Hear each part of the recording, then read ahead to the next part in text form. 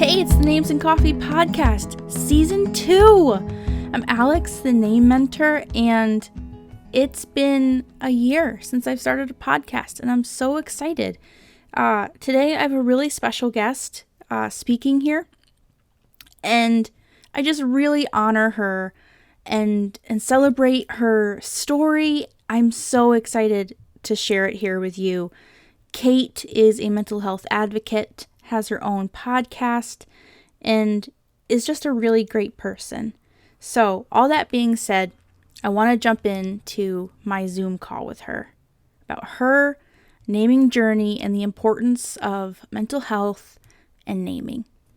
So, hi, Kate. I really enjoyed our live together. That was really, really awesome. Yeah, that was really fun. Thank you for having me. Yeah. Thank you so much for being on the podcast today. Can you tell us a little bit about what you do and who you are and your really amazing podcast that you do? Oh yeah, thank you so much. So I have a health podcast called Health is Personal with my colleague Sean and my daughter McKenna, and our goal is to provide information for all different types of people about all matters of health. And we each have a different perspective, age difference, gender, like all kinds of different things about us, the world that we're living in. But one thing that's always kind of clear is that having tough conversations about health is challenging. And so we interview experts about mental health, physical health, financial health, just so that people feel less alone and more equipped to kind of live in this world, I guess. Yeah, I think your podcast just really resonates with me, and I hope resonates with a lot of other people too, because mental health is so important. And for me, I feel like I've been involved in that world for a couple of years, but until last year, it felt kind of fringe. And then with 2020 blowing up, I feel like it really pressed it to the forefront of people's conversations, which I'm so excited about because, as you know, naming is like you have to have a healthy mind and a healthy heart to go through the naming process because it's hard. I don't think people realize that. Yeah, there's a lot of pressure. As a mom, I felt it. And in changing my own name, I felt it as well. So, yeah. And I'm just so happy and honored to have you on the podcast today because most of the people that I interact with are women having babies. Mm-hmm. So to have someone who I got to go through the process of you changing your name, that's a really special conversation to have. And I think it's really important. So from your perspective, with you being an advocate for mental health, where do you see that coming into the name process in general? Well, yeah, I mean, I think your name is a big part of your identity. And so if you don't identify with it, which I didn't for a really long time, it just feels like something's a little bit off. And I went through a lot of years where, I didn't feel like my name belonged to me. And then I went through a few years where I was like, okay, I got this. So my name before was Karen. And so obviously Karen's been canceled recently. But before that, even I didn't identify with that name. It just didn't feel like part of who I was. But there was a time in my life, maybe in my late 30s, my early 40s, when I was like, okay, I got this name thing. I'm just going to own it. But it always kept coming up in my life. It just didn't feel right. And so, for a long time, I thought about changing it. And my husband is the most supportive person on earth. And we'd entertain it a little bit, but, it seemed like a hassle or seemed like, I wrote a article about it. It seemed like maybe I was throwing the name that was given to me back in someone's face, or it seemed silly, or it seemed like a waste of time or a waste of money. And so I never felt confident doing it. But it was always there and it was always important to me. What was it like to go through last year being a Karen? Yeah. So You had run into not any great. kind of issues or Yeah, not great. Not any issues per se, but it felt embarrassing. I didn't want to be seen as someone who subscribed to the hate and hurt that it represented. And, logically and academically, I knew that it was part of a much needed process. Somebody needed to give a name to the type of person that treated other people in that way. And so, because it was given a name, I think it allowed us to like identify it and call it out and heal and do all of those things. And so, in that way, it was important. Um, but it was just unfortunate that it that it was given my name.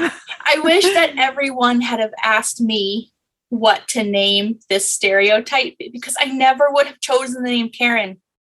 Like every Karen I've ever met was so kind.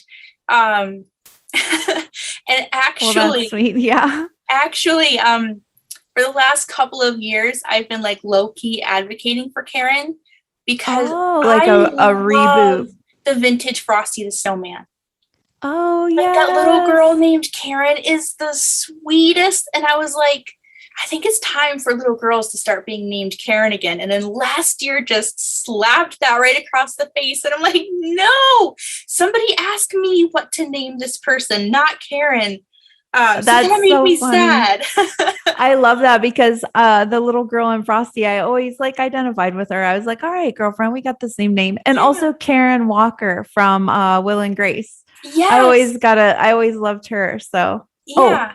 And then Karen from Mean Girls, who you got to just love her. Yeah. Yes, exactly. None of those people would go speak to the manager.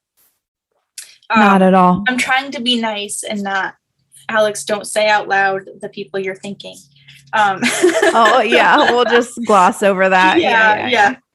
Inside voice, Alex. Inside voice. Yeah.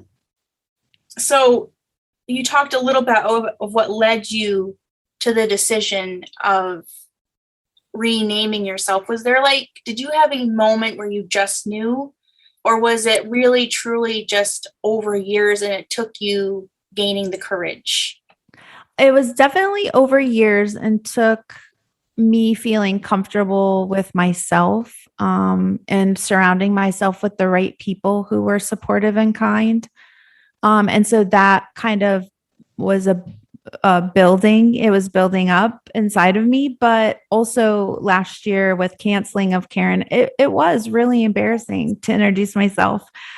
And so it just seemed like time. I just had a milestone birthday. I'm moving to another state next year. And it just seemed like the right time to kind of transition to the person that I or have the name and be the person that I want to be. So it just was great. So I'm an educator. I teach college. And so when the semester ended, I told my husband, as soon as the semester ends, I'm going to go and just deal with it because I thought it would be a really overwhelming process, kind of like changing banks. Yes. Yeah. You have all these things that you don't even think about that you have to change. And it has been semi-daunting, but not as bad as I thought, actually. And also because I'm so excited about it, it doesn't seem like a chore. Yeah. Yeah. That's I'm just so excited for you. Yeah, thank you. And I can imagine the gearing up to be brave, to be ready for people's reactions, because it's such a sacred moment. It is, you're birthing something. It is a lot like having a baby where you're bringing something that's inside of you to the outside. And you don't want anybody coming in crapping on it. Yeah, exactly. Stay away from me. Hey, this is my moment. How did you prepare yourself to get ready for just people not following the golden rule? Yeah, so I had certain people in mind that I thought might not. And so they were the ones that I was most nervous to tell. But I approach life this way a little bit. Like I'll keep something in my heart for a while, and then I kind of rip the Band-Aid off, and then it just comes out. And sometimes I'll do that as a way to motivate myself. Like, we're starting a business. We're doing this. You say it out loud and it can't get away from you. So I started just saying it out loud at first to the people that I trusted most, my family, my colleagues, my friends. And then I sort of let it trickle down. And the more those people filled me up, though, the less nervous I was to tell everyone else. And at that point, it felt so good that it didn't hurt as much when they didn't respond the way that I had hoped.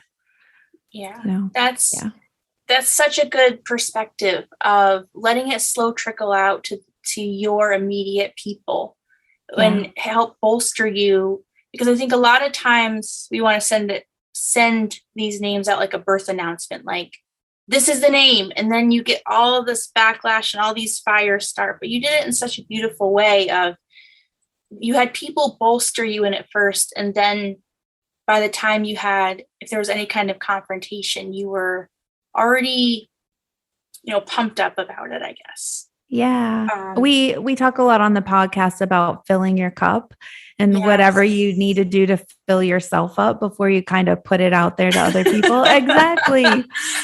So, I don't know that was intentional. I think I just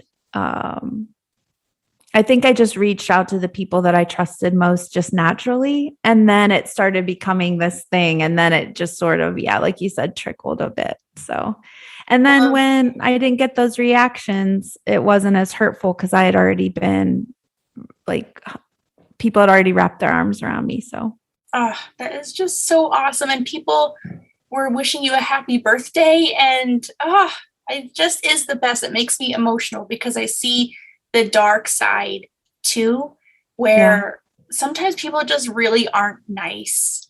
And so the fact that you got to have support is how it should be. That shouldn't be the exception, unfortunately. But I appreciate your process. And I think that it's so good that we're having this conversation and that it's on my podcast to be accessible for everyone, so that people can kind of know where to go. Because I feel like when you're the first at something in your group, it's a very lonely place and you're trying to figure it out. But it's so helpful to share it for people behind you, to say, well, this is how Kate navigated it. And I'm keenly aware of the fact that I had the benefit of waiting it out. So 15 years wasn't really being a pioneer, and I had the benefit of kind of letting it happen in my own time and waiting for the people in my life to be in my life that could support me fully. But I am fully aware that not everyone has that luxury. Not everyone has the people in their life that are going to celebrate their birthday or cheer them on and not have the support, and they have to be brave regardless. And so I admire them so much. And we talked a little bit about this on your live, that instead of getting so hung up on the decision, it really is so layered. You have to go and bolster yourself up at the root of these things, where you get to the place where you're just okay making a decision, whether people like it or not. And then all those other decisions you have to make, whether it's a name or career or boundaries, like the very root of that is healthy mental health, getting to the place where you take care of yourself and you have boundaries. And I think that's so important, to be able to give yourself permission to be empowered. And find those people. They're there. People surprise me all the time, in good ways and bad. So, I knew that I could reach out to you because of your amazing online presence, your kindness and care. And I knew I could come to you and ask the questions that I needed to and get the support I needed, even if my friends and family weren't as amazing as they were. So I encourage people to find those people. They're out there, kind, loving, amazing people that will support you. And we got connected up through a really interesting way. Do you want to share that? Yeah. So my daughter, McKenna, who's also a host on the podcast, she has been obsessed with you forever because she's so fascinated by names and she just loves your online presence. She gets really excited about all the great things that you share. Well, all the cool kids are at the name table. Let's be honest. That's right. Isn't that the truth? So my therapist was having twins and I told her that McKenna knew about you. And so McKenna sent her like this big email full of like all suggestions and resources and stuff. And you were there. And so my therapist came to you. And then when I was talking to her about changing my name, she said, well, I met with Alex and she was incredible. That might be a great place for you to start.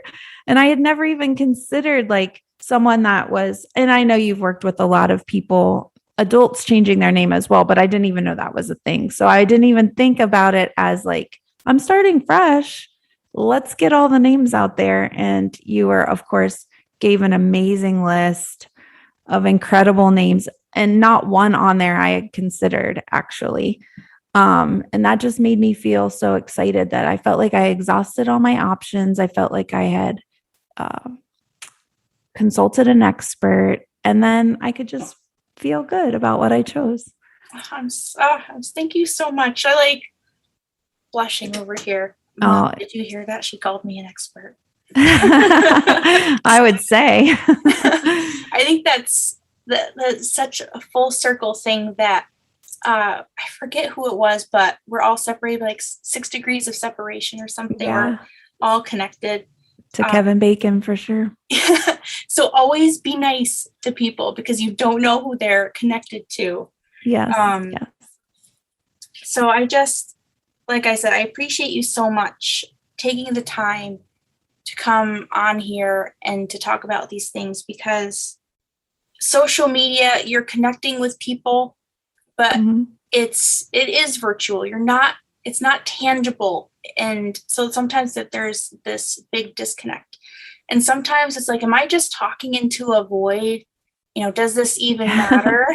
But then conversations like these are so important because on the other side of that void is somebody in that situation that needs to hear this. And so how lucky are we that we're in this era where there is a dark side to the interwebs, but mostly we get to connect with people and be there for people. And I just am so honored to be, a part of your process and to be able to share your process with other people going through this, because yes, there are weird people who love names, who love having other people. It's only weird to have a wedding planner until you're having a wedding. And the same thing with names. Yeah, not weird at all. And I'm so thankful for you. Thank you so much. Yes, thank you. I appreciate you. Where can people find you? Yeah, so our podcast is called Health It's Personal. We're just getting ready to start our environmental health series. And then we are heading into a sexual health series because I think many of us didn't grow up properly learning about our sexuality. And you're you can supposed find to suppress it and not talk about it, right? That's right. I'm sorry. Right. Yeah. And so, and I said that I have amazing colleagues and co-hosts, Sean and McKenna, and we are at the HIP for healthitspersonal.com. But we're also on all the platforms, Apple Podcasts, Google, Spotify. Awesome. Thanks again so much. And we will talk to you guys later. Thank you so much. Isn't she the best? I mean, come on. So I thought it would be fun to go through some of the names that I had sent her. If your name is Karen and you're having trouble with it, I wanted to share some of those names. But like I said, this whole Karen thing has made me sad. I love the name Karen, and I hope someday people say shush.com about those horrible opinions. I'm going to use it, and then it creates this whole new landslide of other people using it, and then it changes everything and makes it great again. Make Karen great again. Please don't cancel me. But one of the things that I said to her that you might find helpful with your name in general if you're struggling with this, I sent a list of names that were like her name so that if she reintroduced herself, people would think that they misheard it the first time. So, for example, one of the names I suggested to her was Marin. So if she says, "Hi, I'm Marin such and such," they would go, "Oh, I thought she said Karen. It must have been Marin." Or, "Hi, I'm Ren." Or, "I'm Caro." Or, "I'm Corinne." It would sound like they had just misheard her name. Some other names that come on, Ren for Karen. Can you even? I send it to her as REN, but I think if you could totally spell it like the bird, or also spell it RENNE. It just sounds so beautiful, so French. That spelling can also be pronounced Rennie. I also liked Cora and Caro, Caro, so beautiful. Caroline, Catherine, Ina, Irina. There's also an Old English variation of the biblical name Aaron, spelled Aren, and I thought that was really sweet too. And I also sent her the names Kalia and Tess. I just felt like those had such beautiful qualities. They didn't feel like too far of a transition from Karen. So I offer name mentorships on my website if you're struggling with a name dilemma and you need some one-on-one counsel like Kate needed. I'm happy to help. Everybody thinks wedding planners are weird until you need a wedding planner. Maybe not everybody thinks wedding planners are weird, but when they first started, people probably thought they were weird. So that all being said, what a phenomenal conversation with Kate. It was such an honor. And I hope that this does reach out and touch the people that need to hear it. And I just love you guys. And thanks so much for tuning in to this convo. And I'll see you on the next episode. See you later.